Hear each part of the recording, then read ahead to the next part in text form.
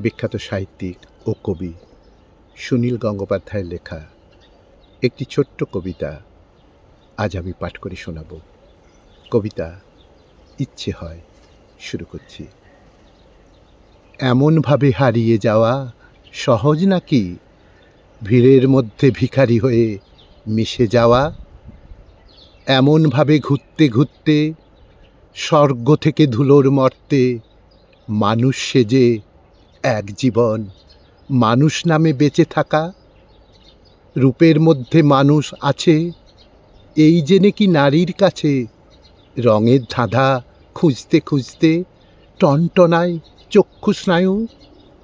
কপালে দুই ভুরুর সন্ধি, তার ভেতরে ইচ্ছে বন্দি।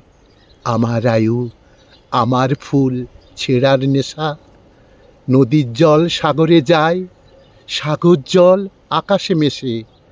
আমার খুব ইচ্ছে হয় ভালোবাসার মুঠোয় ফেরা। আমার খুব ইচ্ছে হয় ভালোবাসার মুঠোয় ফেরা।